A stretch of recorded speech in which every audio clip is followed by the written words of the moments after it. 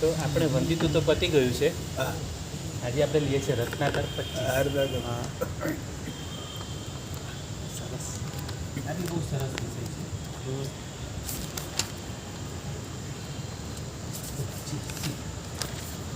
25 કે આમાં 25 ગાથાઓ છે. વાસ્તવિક હા હા એ બી બનાવવામાં આવી કેવી રીતે હા એ પણ આપણે એક વખત આગળ વાત થયેલી હતી. તમે સાંભળી હતી? હા તો બી કંઈ નહીં, આજે રિપીટ કરી લઈએ બરોબર. કે આ સૂત્રના રચનાર છે પૂજ્ય રત્નાકર સુરી મહારાજ સાહેબ.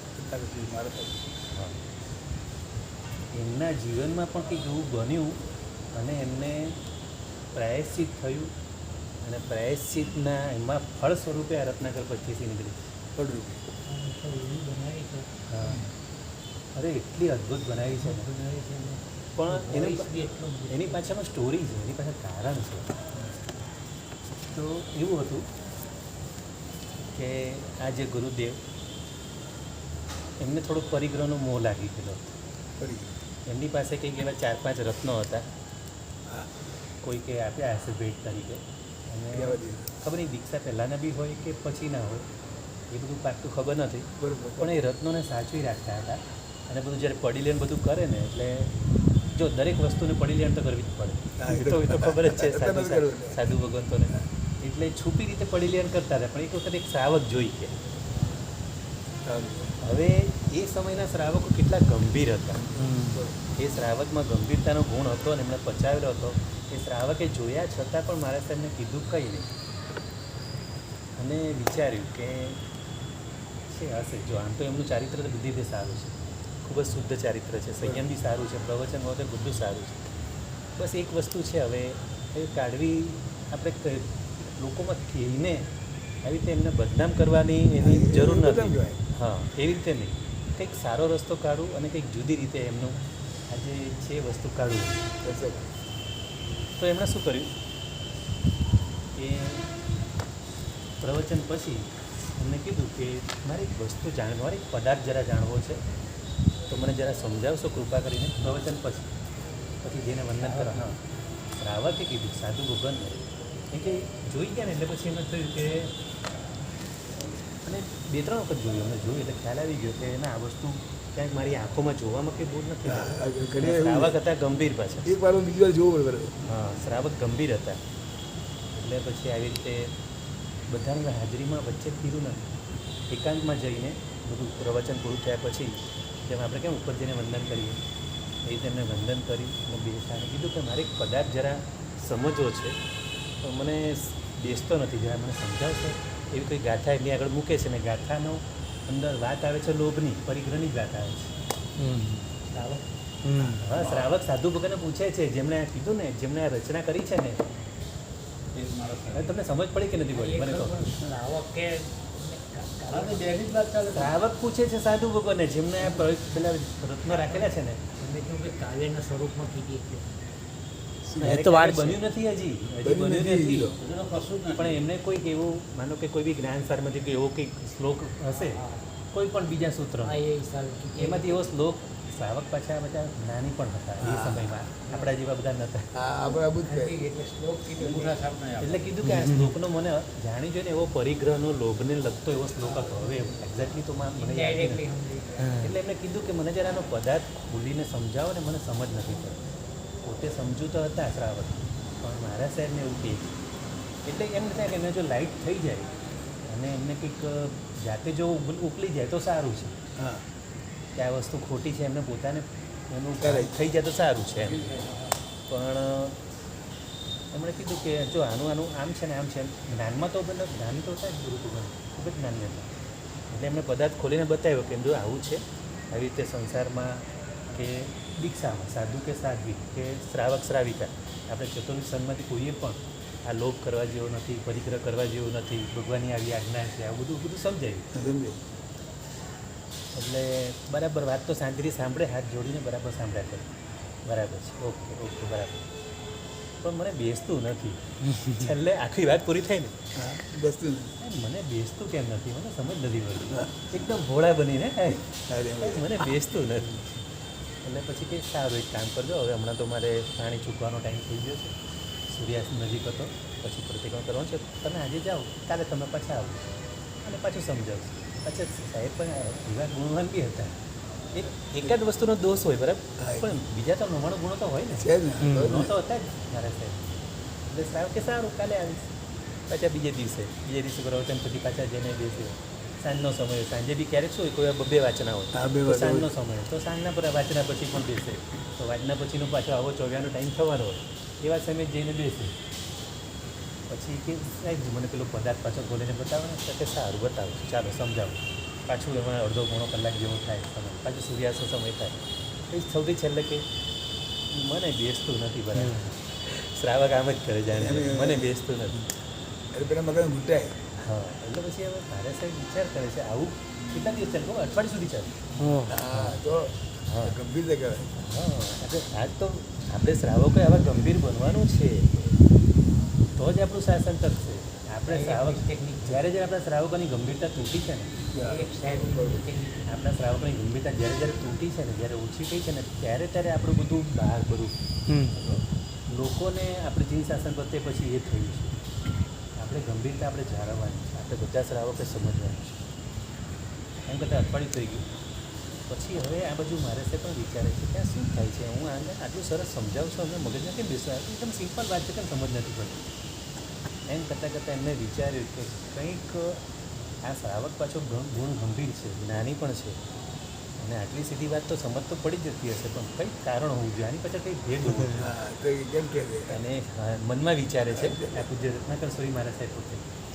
પછી પેલું પરિલેન કરે છે રત્નોનું, ત્યારે રત્નોનું પરિલેન કરતાં વિચારે છે કે હા હા આ તો મારો જે દુર્ગુણ છે ને, પહેલાં તો મારે આ કાઢવો પડશે, હું પોતે બહાર કાઢીશ દુર્ગુણ, પછી એને સમજાવીશ તો સમજ કે જ્યાં સુધી હું પોતે દુર્ગુણ સેવું છું, હું જ પોતે પરિગ્રહ રાખું છું, સમજાય નથી. ત્યાં સુધી એને કેવી રીતે સમજાવી શકું.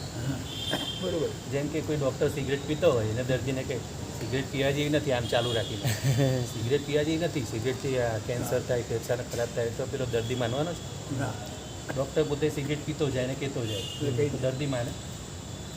એટલે સાધુ એમને વિચાર્યું પૂછ્ય ગુરુ ભગવંતે કે નહીં, આ પહેલાં મારે આને છોડવું પડશે અને મારે ગુરુ ભગવંત પાસે જઈને આલોચના લેવી પડશે, અને જે તે મારે પ્રકાશિત કરવું પડશે, આલોચના કરવી પડશે, અને પછી સમજાવીશ તો સમજ. હા.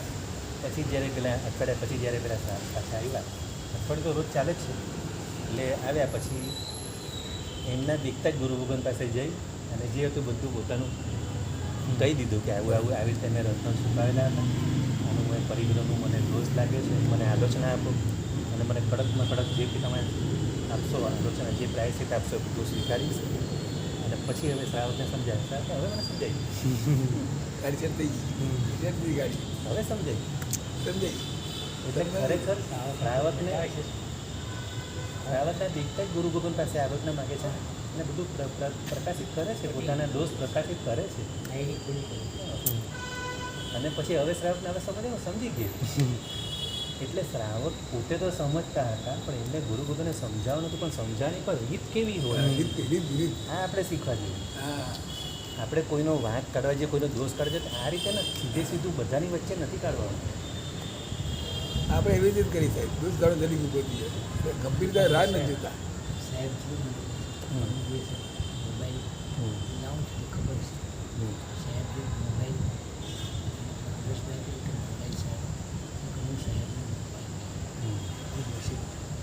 તો મારા નેટમાં અર્જન્ટ કામ છે ને, એમાં કોઈ મેસેજ આવે તો ના છૂટકે શું છૂટવાનું છે એ સિવાય અમે ના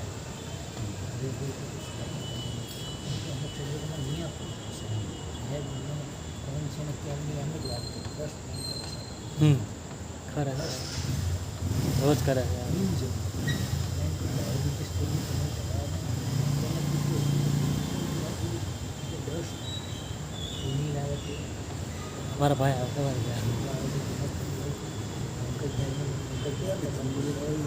હે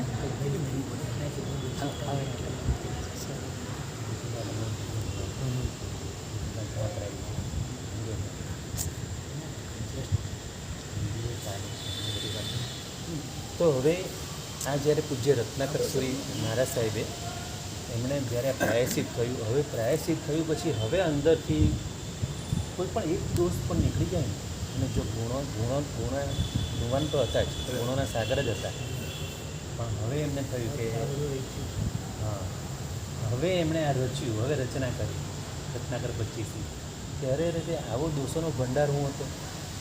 આવા ગુણવાન શ્રાવક મને સમજાતા તો પણ હું સમજતો નથી. હા, એ તો કહું છું. તમે હવે એમને પ્રાયશ્ચિત થાય છે, ખૂબ જ પ્રાયશ્ચિત થયું, ગુરુ ભગવાન પાસે આલોચના લીધી અને બરાબર પોતે શુદ્ધ થયા અને હવે એ જે શુદ્ધિમાંથી હવે એમણે 25 સ્તુતિઓ રચી. અને આપણી પાસે તો ગુજરાતીમાં છે, આપણે તો ખાલી ગુજરાતી કરવાનું છે, એમણે સંસ્કૃતમાં રચેલું. હા હા, આપણી જે મહેસાણાની જે બુક છે પંચપરિક્રમા 7, એની અંદર સંસ્કૃતમાં આપેલું છે રત્નાકર પંચવિશિકા, એમને સંસ્કૃતમાં રચેલું. અને આપણે અત્યારે શું છે કે એનો અનુવાદ છે આપણી પાસે, આપણે તો ગુજરાતી કરીએ. હવે સંસ્કૃતનું તો થોડું, પણ મતલબમાં એનું એ જ છે, જે સંસ્કૃતનું જે ગુજરાતી છે, જે આ ગુજરાતીમાં રહ્યું છે, આપણે જે દેરાસરમાં રોજ બોલીએ છીએ, રોજ તો કોઈ બોલતો નહીં, અમુક સ્તુતિઓ બધી બોલે છે આપણે કંઈ.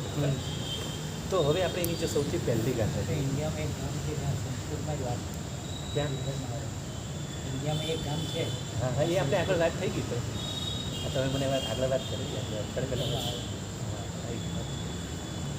તો વાત હવે આપણે સ્ટાર્ટ કરીએ.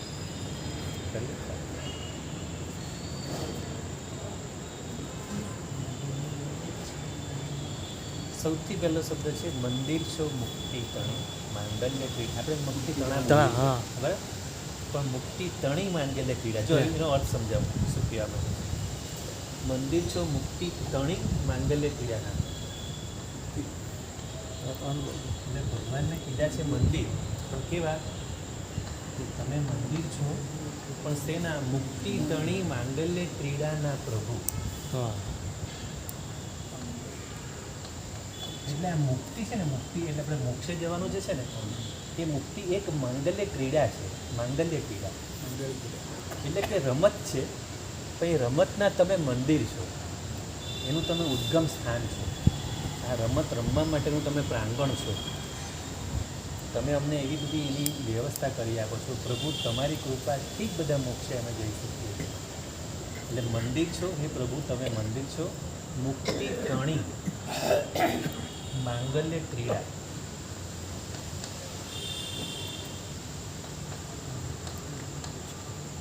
ક્રીડા એટલે રમત ના પ્રભુ.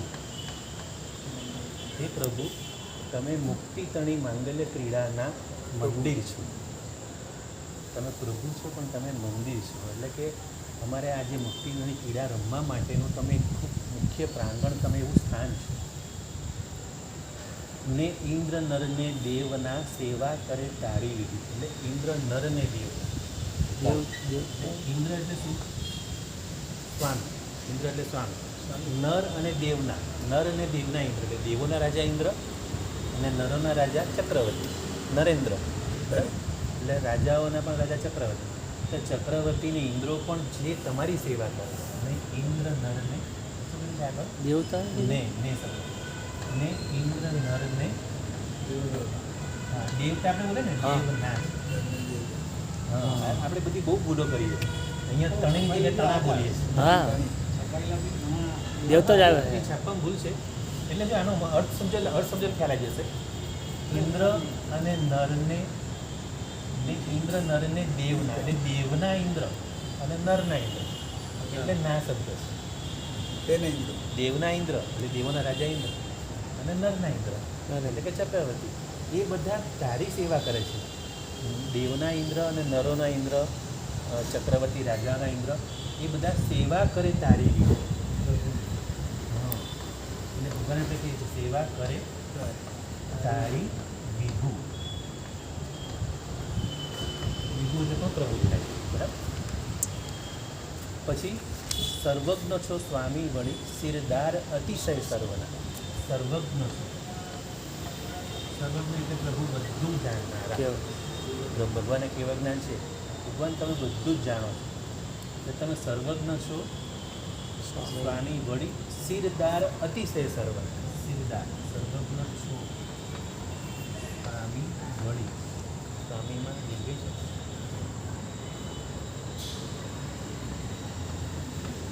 સિરદા એટલે શું? મસ્તક ઉપર ધારણ કરાયેલા મુગટ જેવા અતિશય સર્વના અતિશય સર્વના ઘણું જીવતું ભંડાર જ્ઞાન કળાકણ.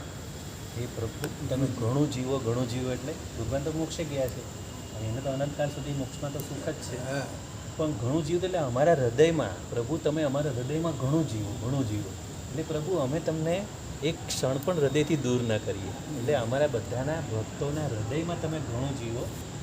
ભંડાર જ્ઞાન કળાતા અને જ્ઞાન કળાના તમે ભંડાર છો.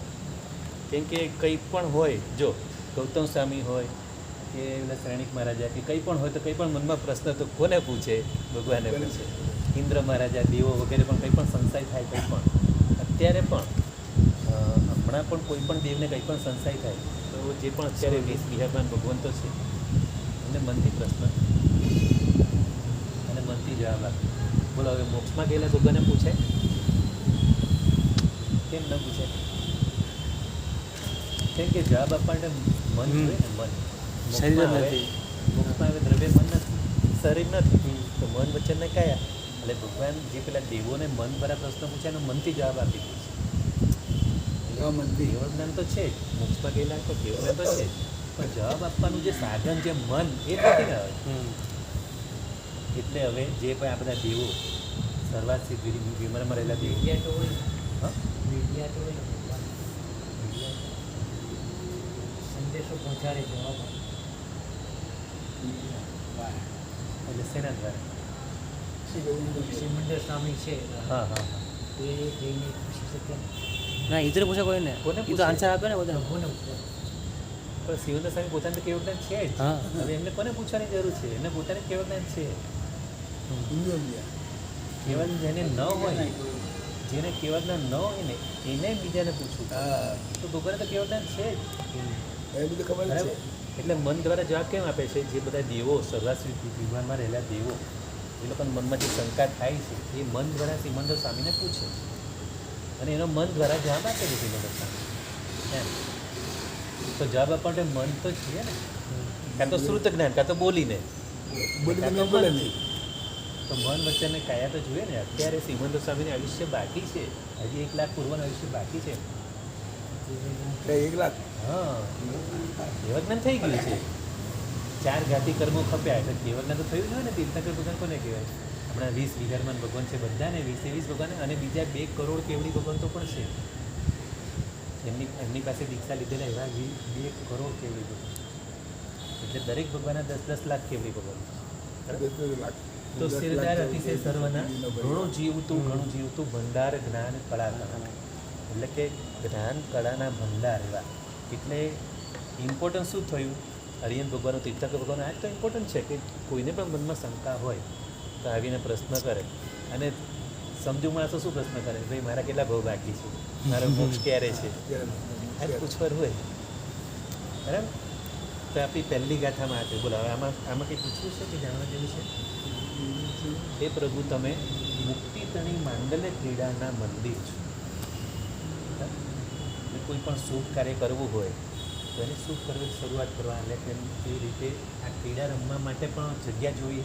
એ જગ્યા એટલે કે પ્રાંગણ, એવું મેદાન, એવા પ્રભુ તમે છો. મુક્તિતણી માંડલ્ય ક્રીડા, આ ક્રીડા કેટલી સરસ ક્રીડા છે. સૌથી પહેલાં તો જે એટલે કે આપણે મોક્ષ પ્રત્યે ઘણાને જેને અણગમો હોય છે ને એ અણગમો દૂર કરવા માટે પહેલો શબ્દ મૂક્યો. પૂજ્ય રત્નાકર સૂરી દાદાએ કેવી કૃપા કરી છે. સૌથી પહેલાં રસ પડે એવું પહેલી જ ગાથા બનાવી છે કે આપણને બધા ભવ્ય જીવોને રસ પડે. મુમુક્ષુઓને રસ વધારે પડાય કે આ એકદમ એક રમત કહી દીધી છે આને. મોક્ષ જેવું એટલે રમત થઈ ગઈ. અને માંગલ્ય ક્રીડા એટલે મનગમતી. મંગલ એટલે શુભ, એવી શુભ રમત છે આ. બીજી બધી આપણી સંસારની બધી રમતો આપણને રખડાવે એવી. એક આ રમત એવી ઉત્તમ છે કે જે આત્માને ગમે એવી છે. આત્માને માટેની માંગલ ક્રિયા છે અને એના તમે મંદિર છો પ્રભુ. કેવું સરસ બનાવ્યું છે. અને ઇન્દ્ર નર ને દેવના સેવા કરે તારી આ બધા દેવોના રાજા અને ચક્રવર્તીને બધા તમારી સેવા કરે અને તમે સર્વજ્ઞ છો સ્વામી વળી સિરદાર હતી છે બધાના તમે સિરદાર બધાના મુગટ સમાન છો બધા માટે ત્રણેય લોકના સિદ્ધાર અને સિરદાર એટલે મુગટ મુગટ. હા સિર સિરને સિર ઉપર ધારણ કરવા સિર ઉપર ધારણ શું થાય મુગટ. મુગટ પાઘડી વગેરે બધું હા, અને પ્રભુને માથે તો મુગટ મુગટ. એટલે ત્રણેય લોકના માટે તમે મુગટ સમાન એવા પ્રભુ છો સિરદાર અતિશય સર્વના બધાના અને ઘણું જીવતું ભંડાર જ્ઞાન કા એટલે હૃદયથી અંદરના આત્માના 8 રૂચક પ્રદેશોના ઊંડાણમાંથી અંતઃકરણથી એમને આશીર્વાદ આપે છે પ્રભુને હે પ્રભુ તમે ઘણું જીવો ભંડાર જ્ઞાન કળાતા. પછી આપણે બીજી ગાથામાં શું કીધું છે? 3 જગતના આધારને અવતાર હે કરુણાતના. 3 જગત, ત્રણેય જગતના તમે આધાર છો. ત્રણેય જગત આવી ગયું ઉર્ધ્વલોક, અધોલોક ને મધ્યલોક. ત્રણેય જગતના તમે આધાર છો. 3 જગતના આધારને અવતાર હે કરુણાતના. પ્રભુની કરુણા કેવી છે? હા, બધા જીવો માટે એક સરખી કરુણા ભગવાનની. વાત્સલ્ય બી બધા માટે એક સરખું. ભગવાન માટે કોઈ બી એક નાનું મોટું ઊંચું નીચું કંઈ નહીં. પ્રભુ તુલ્ય મનોવૃત્તિ બધા માટે તુલ્ય એક સરખું. તો પ્રભુ કરુણા તણા અવતાર હે કરુણા તણા વળી વૈદ્ય હે દુર્વાર આ સંસારના દુઃખો તણા. આ સંસારના દુઃખોના માટે તમે વૈદ્ય છો. જેમ કંઈ પણ રોગ થાય શરીરમાં આપણે ડૉક્ટર પાસે જઈએ. હમણાં ડૉક્ટર પાસે પહેલાં તો વૈદ્ય જ હતા. ડૉક્ટર તો અંગ્રેજો આવ્યા પછી ડૉક્ટર અહીંયા ઘૂસી ગયા હતા. પહેલાં આપણે વૈદ્ય જ હતા એટલે વૈદ્ય શબ્દ વપરાયો.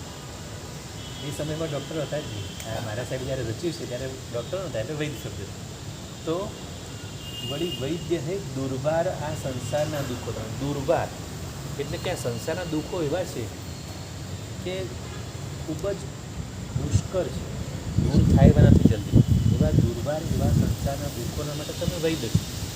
આ સંસારના દુઃખોથી મુક્ત થવું હોય તો આ પ્રભુ એવા વૈદ્ય છે એમની પાસે જ જવું પડે. હા, બરાબર. જેમ શરીરમાં કેવી તકલીફ તો ડૉક્ટર પાસે જઈએ એ રીતે આ પ્રભુ એવા વૈદ્ય છે. સંસારના દુઃખો તણા તમે વૈદ્ય છો. વિતરાગ વલ્લભ વિશ્વના તુજ પાસ અરજી ઉચ્ચ. વિતરાગ વલ્લભ, ભગવાન તો વિતરાગ છે અને વલ્લભ એટલે વાલા. વિશ્વના, આખા વિશ્વના વાલા એવા હે વિતરાગ ભગવાન. તમારી પાસે હું અરજી ઉચ્ચરું છું. હવે તમને હું અરજી કરું છું, હા, વિનંતી કરું છું. જાણો છતાં પણ કહી અને આ હૃદયમાં ખાલી કરું. હવે પ્રભુ તમે તો અંતર્યામી છો, તમે બધું જ જાણો છો. મારા મનમાં શું છે, હું કેવો પાપી છું, મારા કેટલા દુર્ગુણો મારી અંદર ભરેલા છે, બધું તમે જાણો છો. છતાં પણ મારું હૈયું ખાલી કરું છું તમારી આગળ. અને હૈયું ખાલી કરવું એ તો મોટી વાત છે. અને આ રત્નાકર 25માં શું છે? સૌથી પહેલાં પ્રભુની સ્તુતિ કરી. હવે મારા દુર્ગુણો બધા હું પ્રગટ કરું છું. હવે મેઇન વાત આવી. એમણે તો બધું પોતાનું હૃદય ખાલી કર્યું, ગુરુ ભગવાન પાસે બી ખાલી કર્યું, ભગવાન આગળ બી ખાલી કર્યું. પણ આમાંથી હવે આપણે કેટલું બધું શીખવાનું છે. હવે આપણે કેટલા બધા દુર્ગુણોથી ભરેલા છે. આમાં એક દુર્ગુણો બધા ખાલી કરવાના હવે આમાં આવશે. બધા દુર્ગુણો ખાલી કરવા. અને દુર્ગુણો ખાલી કરવા તો જ આત્મા શુદ્ધ થશે. એના માટે રત્નાકર 25. આ તો પહેલાં તો મને આખી બધી મોઢે હતી, હમણાં બધું ભૂલી ગઈ. એ સમયમાં રત્નાકર 25 બહુ ગાતી, બહુ પહેલાંના સમય. બહુ ફાઇન રાગ છે, બહુ મસ્ત. તો જાણો છતાં પણ કહી અને આ હૃદય હું ખાલી કરું. મારું હૃદય પ્રભુ તમારી આગળ ખાલી કરું. એટલે આપણે 2 હાથવાળા આગળ જઈને ફરિયાદ કરીએ એનો કોઈ મતલબ નથી. 1000 હાથવાળા પાસે ફરિયાદ કરવા. 2 હાથવાળા આપીને કેટલું આપશે? 1000 હાથવાળો 1000 હાથે આપશે. એટલે આપણું હૃદય ત્યાં ખાલી કરવાનું. પછી શું કીધું છે?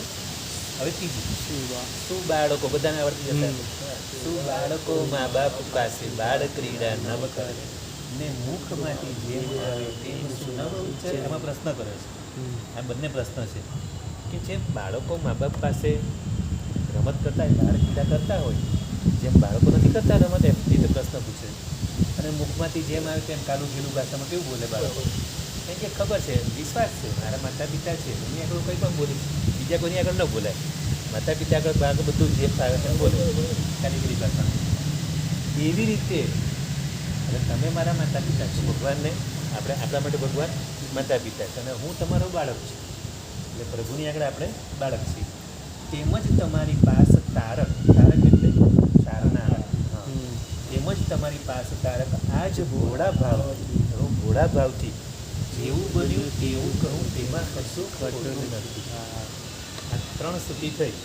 હવે બધું ચાલુ થશે કે હવે હું કેવો છું, મારા બધા દુર્ગુણ હવે બધા પ્રગટ કરવાના છે. બરાબર? જેવું બન્યું તેવું કહું, જેમાં કશું હવે હું કોઈ પણ વાત છુપાવ્યા વગર હવે કંઈક ખોટું નહીં બોલીશ. પ્રભુ આપણે આગળ બધું સાચું બોલીશ કે હું કેવો છું. તો હવે આવ્યું, મેં દાન તો દીધું નહીં ને શિયળ પણ પાડ્યું નહીં, તપથી દમી કાયા નહીં, શુભ ભાવ પણ પાડ્યો નહીં. એટલે 4 દાન, શીલ, તપ ને ભાવ. પ્રભુએ 4 ધર્મ બતાવ્યા, એમાંનું મેં કશું ન કર્યું. એટલે જો હવે આ બધી સ્તુતિ જે આવશે ને, આમાં બધું એમ નહીં માનતા કે બધું જ મહારાજ સાહેબ આભાર હતા, એવું નથી. મહારાજ સાહેબે તો ખાલી પેલું પરિક્રમનું જે ખાલી એક જ દોષ હતો, પણ હવે આ બધું જનરલ કે આપણે સંસારી જીવો કેવા છે. આપણે જો બહાર આંબવું હોય સદભાવ સાગર, તો આપણા દુર્ગુણો બધા પ્રભુની આગળ પ્રગટ કરવા. મેં દાન તો દીધું નહીં અને શિયળ પણ પાડ્યું નહીં, તપથી દમી કાયા નહીં ને શુભ ભાવ પણ ભાવ્યો નહીં. એટલે પહેલાં તો મેં દાન ન દીધું, એટલે કે મેં ઉદારતા રાખી નહીં. મેં હંમેશા મારા કરકસ અને કંજુસાઈનો સ્વભાવ, એવો સ્વભાવ મેં રાખ્યો. ક્યાંય પણ જ્યાં પણ દાન આપવાની જરૂર પડી ત્યાં મેં દાન આપ્યું નહીં. ન સુપાત્ર દાન, ન અભય દાન, ન આ જ્ઞાનનું દાન વગેરે કોઈ પણ પ્રકારના જે ઉત્તમ દાનો કહેવાય એવા કોઈ પણ દાનો મેં ન જીર્ણોદ્ધારમાં આપ્યું કે નહીં, કોઈ જગ્યાએ સારી જગ્યાએ પાઠશાળામાં વગેરે કોઈ પણ, એ બધું જ આવી જાય. એટલે કે ઉદારતાનો ગુણ મારો મેં વિકસાવ્યો નહીં. અને શિયળ એટલે બ્રહ્મચર્ય બરાબર જ્યાં પાડવું જોઈએ ત્યાં પાડ્યું નહીં. ધર્મના સ્થાનોમાં પણ મેં મારી આંખો બગાડી, બરાબર, બધા વિકારો મેં કર્યા, એટલે શિયળ પણ પાડ્યું નહીં. તપથી દમી કાયા નહીં, આ કાયાના મેં બાહ્ય તપ, અભ્યંતર તપ વગેરે કોઈ પણ તપો કર્યા નહીં. અને આ કાયાને મેં ખાલી હૃષ્ટપુષ્ટ બનાવી. સ્વાસ્થ્ય મારું બસ શ્વાસની ચિંતા કરી, શરીરના શ્વાસની, પણ મારા આત્માના સ્વાસ્થ્યની મેં ચિંતા કરી નહીં. હા, ખાલી શરીરના સ્વાસ્થ્યની ચિંતા કરી. હેલ્થ ઇઝ વેલ્થ, ઇંગ્લિશમાં આપણે બધું જાણીએ, બધું હેલ્થ ઇઝ વેલ્થ.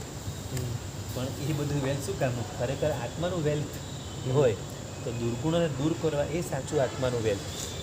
આત્માને સ્વસ્થ કરવો જરૂરી, પણ એ મેં કર્યો નહીં. અને શુભ ભાવ પણ ભાવ્યો નહીં. મેઇન વસ્તુ આવી શુભ ભાવ.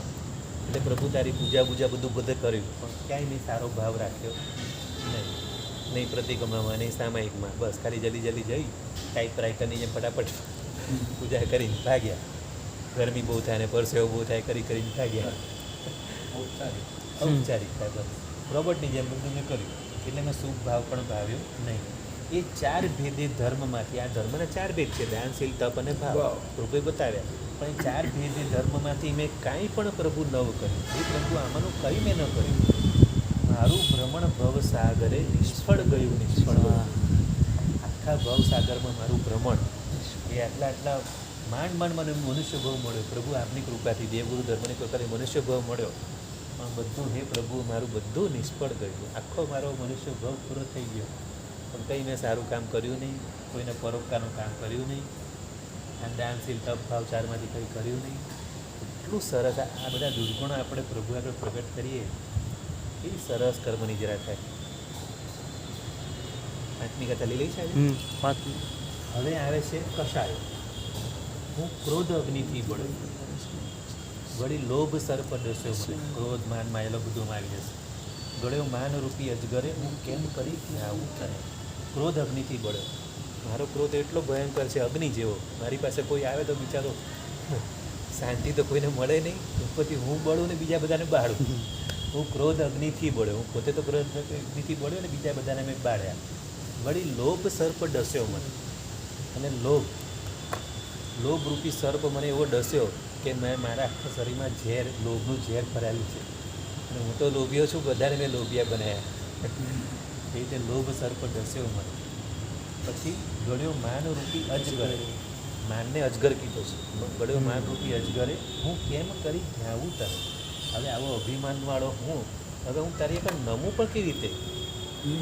નમ્રતાનો ગુણ ક્યાંથી આવે? હું માનરૂપી અજગરે ગળ્યો છું, એટલે અજગરે મને એવો ગળી રાખ્યો છે કે એવો હું થઈ ગયો છું ને એકદમ તાડના ઝાડ જેવો કે હું નમતોય નથી પ્રભુ તમને નથી તમને નમતો નથી ગુરુદેવને નમતો તો હું પ્રભુ તમારું ધ્યાન કેવી રીતે આવું મન મારું માયા ઝાડમાં મોહન મહામ જો હવે 4 વસ્તુ હોય ને ક્રોધ લોભ માન અને માયા એટલે ક્રોધ માન માયા લોભ ચારે આવી ગયા મન મારું માયા ઝાડમાં મોહન મહા મૂંઝાય છે માયા ઝાડમાં મારું મન એવું મૂંઝાઈ ગયું છે માયા એટલે કપટ એટલે ઉપરથી સારો સારો દેખાવ કરું છું અને અંદરથી કપટ રાખું છું એટલે કે ને મુખ મેં રામ ને બગલ મેં છુરી ઉપરથી મીઠું મીઠું બોલું છું પણ અંદર તો મારો બધો સ્વાર્થ જ ભરેલો છે ખાલી મારા સ્વાર્થ માટે જ લોકોની સાથે મીઠું મીઠું બોલું છું એટલે આવો માયારૂપી મન મારું માયા ઝાડમાં મોહન મહા મૂંઝાય છે